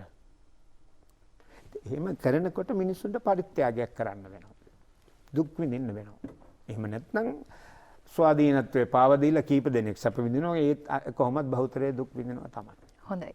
අපි සාකච්ඡා කරමින් ඉන්නේ මානව හිමිකම් සැසිවාරය සහ ඉදී ශ්‍රී ලංකාවේ ප්‍රතිචාරය විරාමෙන් පසුව ඔබ නැවතත් සජීවී ලෙසින් සම්බන්ධ වන්නේ මහජන දිනය සමගින්. අපි අද දිනේදී කතා බහ කරමින් සිටින්නේ ජිනීවා නුවර පැවැත්වෙන මානව හිමිකම් කවුන්සිලය පිළිබඳවයි. එහිදී ශ්‍රී ලංකාවට ඇතිවන බලපෑම පිළිබඳව විරාමයට පෙර අපි බොහෝ කරුණු කාරණා කතා බහ කරන්නට අවස්ථාව උදා කරගත්තා. විරාමෙන් පසුව මම කැමති අමාත්‍යතුමාගෙන් දැනගන්නට විශේෂයෙන්ම දැන් මේ තත්ත්වය නිසාවෙන් ශ්‍රී ලංකාවට යම් ආකාරයකින් සම්බාධක එල්ලවීමේ අවධානමක් තිබෙනවද කියන කාරණාව පිළිබඳව කතා බහට ලක්වනවා.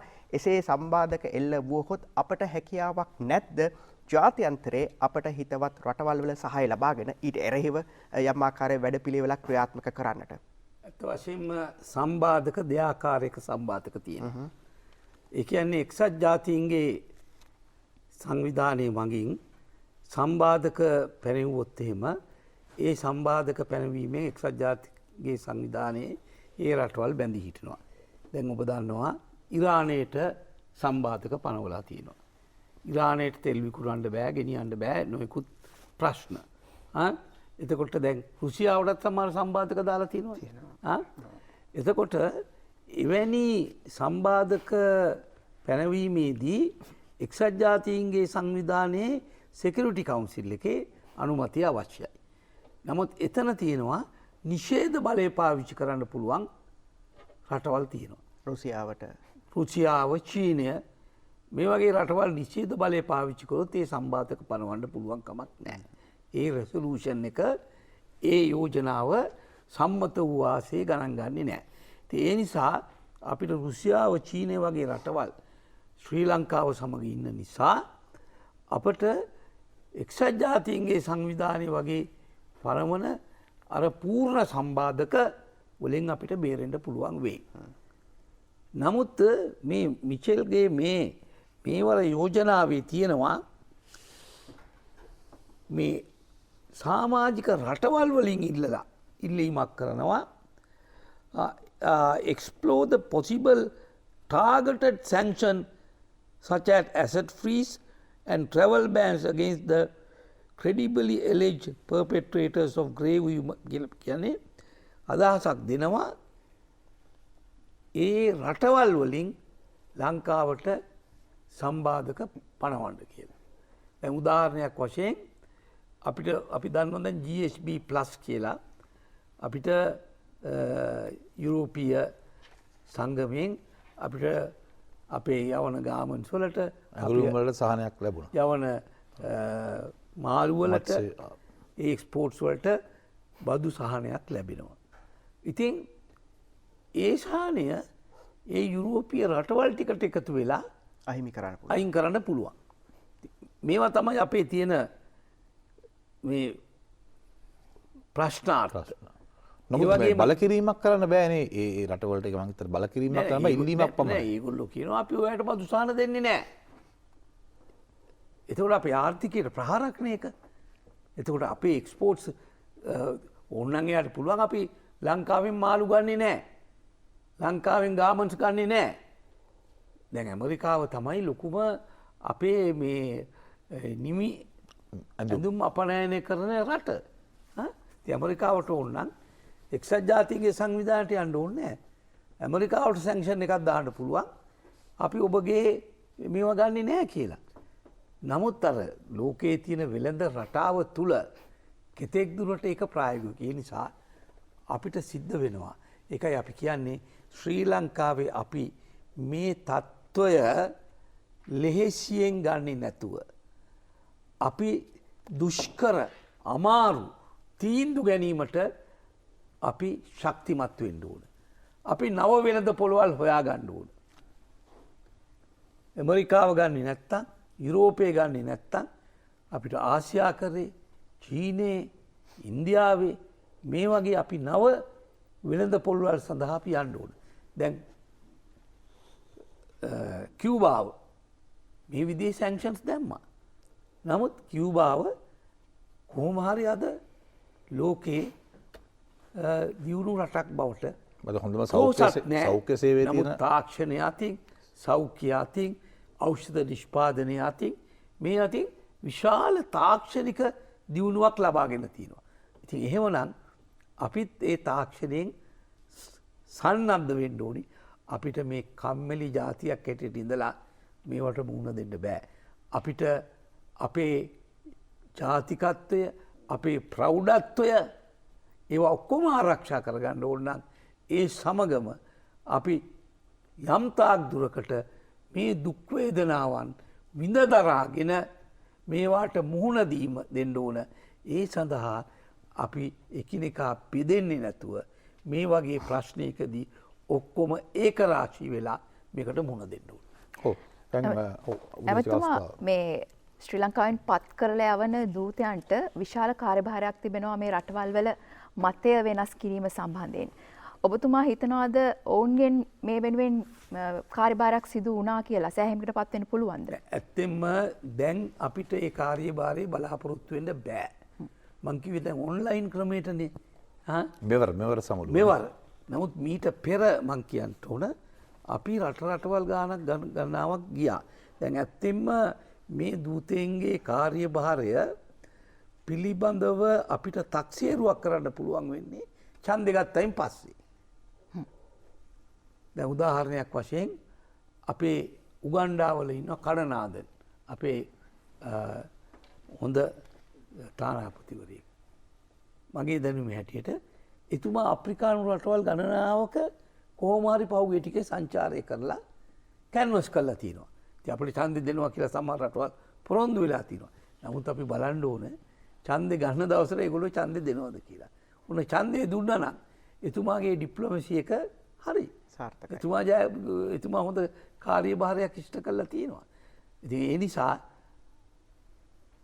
අපේ තානාපතිවරුන්ගේ අපේ නියෝජිතයින්ගේ ඒ දක්ෂතාවය අපිට මනින්න පුළුවන් වෙන්නේ අපි ලබා ගන්න ඡන්ද ප්‍රමාණය. ඔව් සමරක මත මම කැමති දැනගන්න දැන් අපි දැක්කද ඉතිහාසය ගත්තම දැන් මේ ජේ.එන්. ඩික්සිත් මහත්මයා රාජතාන්ත්‍රික භාවය සම්බන්ධී යම් ප්‍රකාශනයකුත් කළා. ඒ වගේම රාජතාන්ත්‍රික භාවය කිව්වම දැන් මොකද්ද සීමාව? දැන් මට මතකයි දැන් දෙවන ලෝක යුද්ධ සමයේදී වින්ස්ටන් චර්චිල් බ්‍රිතාන්‍යයේ හිටපු අග්‍රාමාත්‍යවරයා කිව්වා දැන් කෙනෙකුට කෝපයෙන් කියනවා අපායට යන්නේ කියලා කෝපයෙන් කියන්නේ නැතුව ඒ පුජ්‍යලයා අපායට යන මාර්ගය කුමක්ද කියලා අපෙන් අහනකම් අප ඉවසීමෙන් දැනුම් දෙන්න ඕන වගේ කියන කතාව මේ රාජතාන්ත්‍රික භාවය කියන සම්බන්ධයෙන් මම මේ අහන්නේ. ඒ වගේ තවත් මාධ්‍යවේදියෙක් කියලා තිබුණා ඇමරිකාවේ දැන් යම් කිසි සතෙකුට ගහන්න ගලක් හොයාගන්නකම් අනේ හොඳ සතා කීකේ හුරුතල් කරනවා කාලය ගන්න.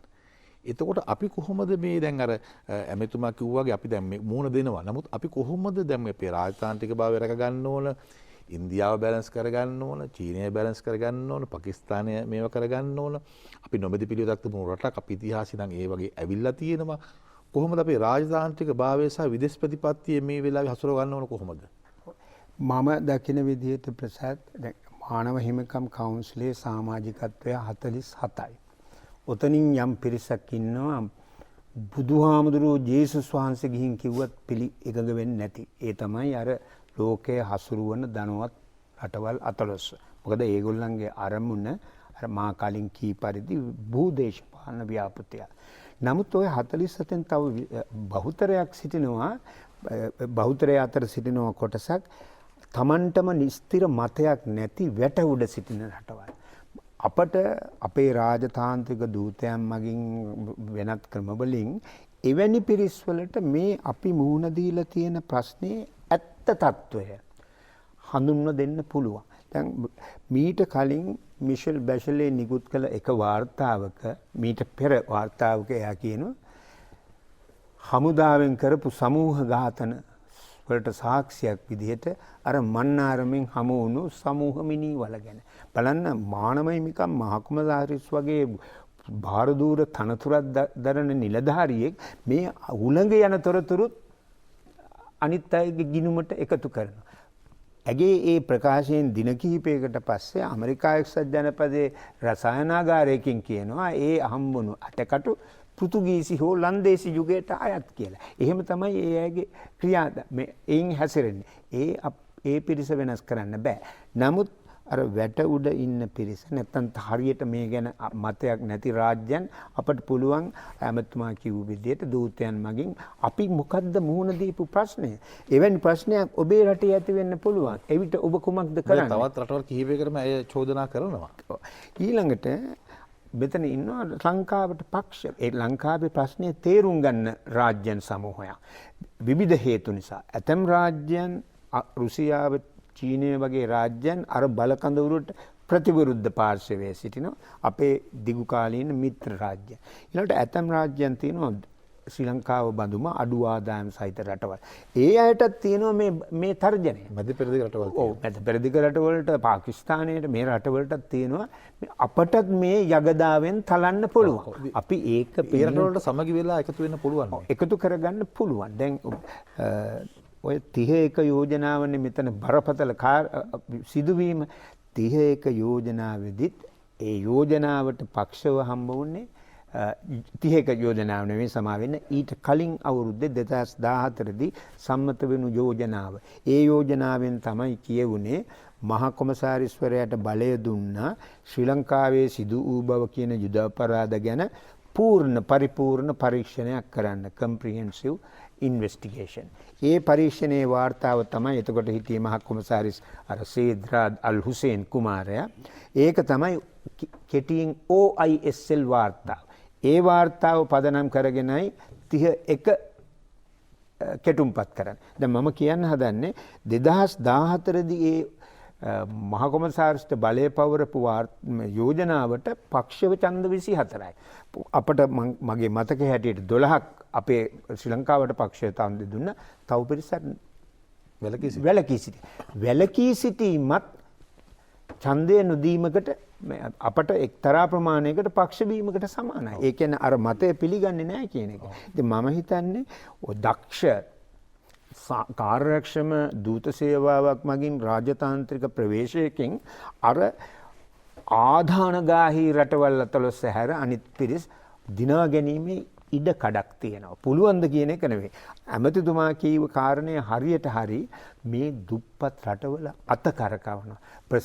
ප්‍රසාද් අපිට හිතෙනවා කවුන්සිල් එකේ ඡන්ද විමසුවාම අත උස්සන හැමෝම හරියට අධ්‍යයනය කළ සාධාරණව කියලා නෑ. බලවත් රටවලට පුළුවන් දුප්පත් රටවල අත කරකවන්න. නොයෙක් ක්‍රම වලින් ඒක පගාව දෙන්න පුළුවන් ඒ නිලධාරීන්ට. එහෙම නැත්නම් ඒ රටවලට තර්ජනය කරන්න පුළුවන් ඕගොල්ලෝ අප සමග හිටියේ නැත්තම් මේ දේ වෙනවා මේ විපාකයේ විඳින්න වෙනවා කියලා. එළියේ අපි දකින ඡන්ද විමසීම නෙවෙයි ඇත්ත වශයෙන්ම සිදු වෙන්නේ. පවිත්‍ර ඡන්ද විමසීමක් එක්සත් ජාතීන්ගේ බොහෝ ආයතනවලදී සිද්ධ වෙන්නේ නැහැ. WTO ලෝක වෙළඳ සංවිධානයේදීත් එහෙමයි. නමුත් උත්සාහයක් තුලින් ශ්‍රී ලංකාවට එරෙහි වන රාජ්‍යන්ගේ සංඛ්‍යාව අඩු කරන්න නම් පුළුවන්කම තියෙනවා. සමරනායක මහත්තයා ඔබතුමා එක්ක මේ ලෝක දේශපාලනය පිළිබඳව යම් දෙයක් තවත් කෙටියෙන් දැනගත්තොත් දැන් දෙවන ලෝක යුද්ධයෙන් පසුව මේ ඇතිවෙච්ච විපර්යාසය පිළිබඳව කතා කරන විට බොහෝ විට කතා බහට ලක් වුණේ රුසියාව සහ ඇමරිකාව කියන මේ බල කඳවුරු දෙකත් එක්ක නිරවි යුද සමයක් ගැන කතා වෙනවා. 1991 සෝවියට් දේශයේ බිඳ වැටීමෙන් පස්සේ ඒ පිළිබඳව කතා බහට ලක් නොවුනත් ඉන් අනතුරුවත් ඇමරිකා එක්සත් ජනපදය සමස්ත ලෝකයටම තමාගේ බලය පතුරවමින් සිටිනවා වන්නට බැරිද? ඔවුන් මේ ජයග්‍රහණයෙන් පසු ඔබතුමා සඳහන් කළා නව ජනාධිපතිවරයා ජනාධිපති ධූරයට පත්වීමෙන් පසුව පවසනවා ඇමරිකානු සිහිනය සැබෑ කිරීම තමයි Tamanගේ බලාපොරොත්තුව කියලා. ඒ සිහිනය වන්නේ නිරන්තරයෙන්ම සමස්ත ලෝකයේම තමාගේ යටතට පත් කර ගැනීම. ඉතින් මීට එරෙහිව යම් අනෙකුත් දුර්වල රටවල් ආරක්ෂා කරන්නට මේ එක්සත් ජාතීන්ගේ සංවිධානත් බිහිවන්නේ. නමුත් මේ රුසියාවේ බිඳ වැටීමත් එක්ක අනෙකුත් රටවල් වලට ඇති වී තිබෙන තර්ජනය වැඩි වෙලා තිබෙනවද සහ මේ ඔබතුමා සඳහන් කරපු කරුණු කාරණා එක්ක නැවතත් ලෝකයේ ආයුධ සන්නද්ධ අරගලයකටද මේ ගමන් කරමින් සිටින්නේ?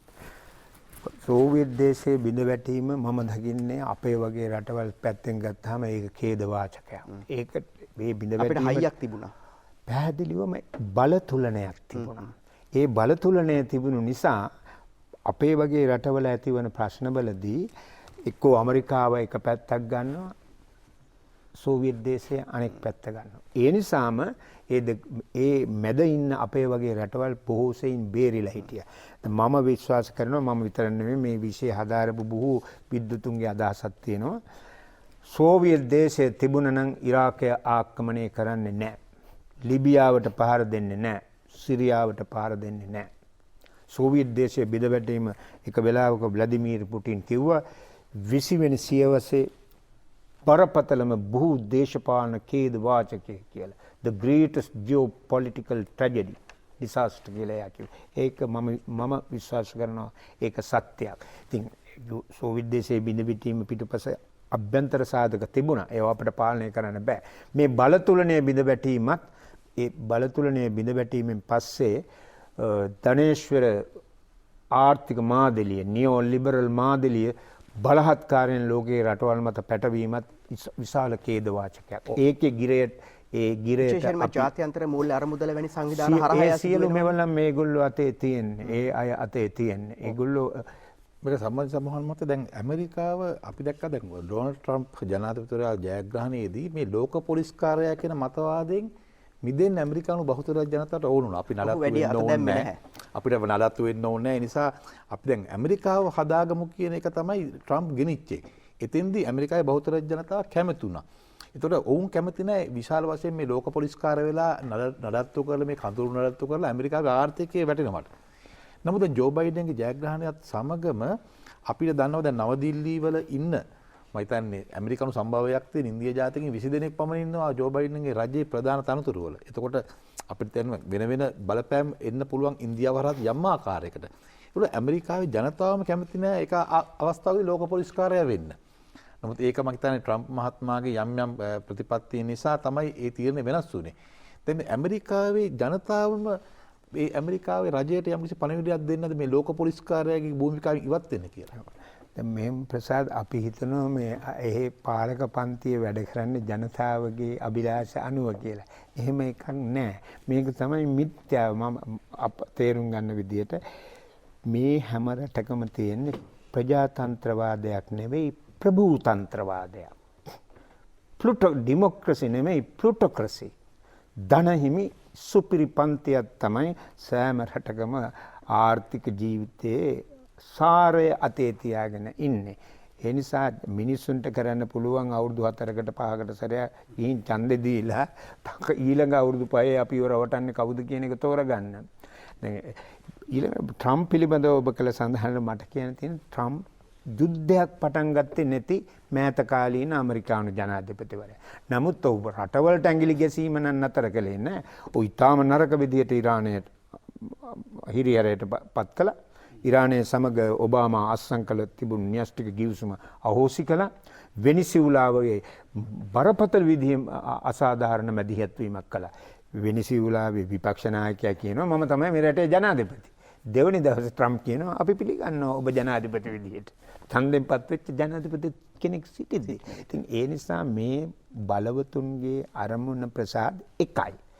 ට්‍රම්ප් මහත්තයා කිව්වේ මේක් ඇමරිකා ග්‍රේට් අගේන්. ජෝ බයිඩන් මහත්තයා කියන්නේ අපි ආයි ඇමරිකාව ලෝක නායකයා බවට පත් කරමු කියන එක. මාර්ග දෙකකින් එක අන්තයකට තමයි ගමන් කරන්නේ. ඒ ව්‍යුහය තිබෙන තාක් කල් අපේ වගේ රටවල් මට තේරෙන විදිහට කළ යුතු දේ තමයි අපි මේ යථාර්ථයේ තේරුම් අරගෙන අපිට පුළුවන් තරමින් ශක්තිමත් ආර්ථිකයක් ගොඩනගෙමු. ඒ පදනම මත සිටගෙන ඒ ආර්ථිකයේ ඵලය සාධාරණ ලෙස බෙදී යන සමාජයක් ඇති කරමු. මේ රටේ ජීවත් වන හැම ජන කොටසකටම සිංහල, දෙමළ, මුස්ලිම්, ක්‍රිස්තියානි, බෞද්ධ, ඉස්ලාම් මේ ආගම් අදහන අයට අභිමානයෙන් ජීවත් වෙන්න පුළුවන් සම අයිතිවාසිකම් සම ඉඩප්‍රස්ථා ඇති සමාජයක් නිර්මාණය කරමු. ඒ පදනමේ සිට ලෝකයේ සමග සබඳතා ඇති කර ගනිමු. ඒ හැර වෙන විකල්පයක් නැහැ. ඒකෙදී මම නම් දකිනවා ජනතාවක් වශයෙන් අපි තේරුම් ගන්නට ඕන අපිට මේ රටේ ඉඳගෙන ජර්මනියේ, කැනඩාවේ හෝ එක්සත් ජනපදයේ ධනවත් මිනිස්සුන්ගේ ජීවන මට්ටම භුක්ති විඳින්න බෑ. අපි අපිට පුළුවන් හැකියාව අනුව තෘප්තිමත්ව ස්වාධීනත්වයේ රැකගෙන ජීවත් වෙමු කියලා. එවැනි අදහසක් තමයි මම හිතන්නේ මේ වගේ සාකච්ඡා තුළින් දේශපාලන මේක පක්ෂ පාටක් නැහැ. මේක මේ රටේ ජනතාවට බලපාන කාරණයක්. ස්වාධීනත්වය පිළිබඳ ප්‍රසාද් මිනිස්සෙකුට හෝ ජාතියකට වෙන්න පුළුවන් ලොකුම අභාග්‍ය තමයි ස්වාධීනත්වය නැතිවීම. Tamanට අභිමත විදියට ජීවත් වෙන්න නොලැබීම. ස්වාධීනත්වය විතර නෙමෙයි ආර්ථික සමෘද්ධිය. ජන කොටස් අතර සමගිය සාමය නැතිවීම. දැන් ඒ අයගේ න්‍යාය පත්‍රයේ ආවොත් මේ ඊයේ පෙරේද ඔබ දකින්න ඇති යාපනයේ රැස්වීම මේ මාධ්‍ය සාකච්ඡාවක් තිබුණා. ඒ සාකච්ඡාවට විවිධ ජන කොටස් සහභාගී වුණා. ඒ අතර සමහරු කිව්වේ මේ ඇති වෙලා තියෙන ජන කොටස් අතර සාමය සමගිය බිඳින්න එපා මේ විදිහට මැදිහත් වෙලා. මේ යෝජනාවල නිර්දේශ ක්‍රියාත්මක කළොත් අපි ඊටාම නරක අස්ථාවර බෙදුණු කලිකලහෙන් පිරුණු රාජ්‍යයක් බවට ලී වැగిරෙන රාජ්‍යයක් බවට පත්වීම වළක්වන්න බෑ. එහෙම ලෝකේ රටවලට වෙලා තියෙනවා. බලන්න මැද පෙරදිග රටවල තත්ත්වය. යේමනේ, සිරියාව, ලෙබනනේ මේ රටවල අද ඉරාකයේ ලෝකේ පැරණිතම ශිෂ්ටාචාරයේ බිහි වුණු රාජ්‍යය. අද ඒක කාලකන්ණි දේශයක්. ඇෆ්ගනිස්තානයේ එහෙමයි. මුළු ලතින් ඇමරිකාවම ඊටාම නරක තැනක තියෙන්නේ. ඒ රටවල නගරවල ලොකු ගොඩනැගිලි ඊටාම වටිනා වාහන හෝටල් තියෙන්න පුළුවන්. නමුත් සමස්ත ජන ජීවිතයේ එහෙම තෘප්තිමත් එකක් නෙවෙයි.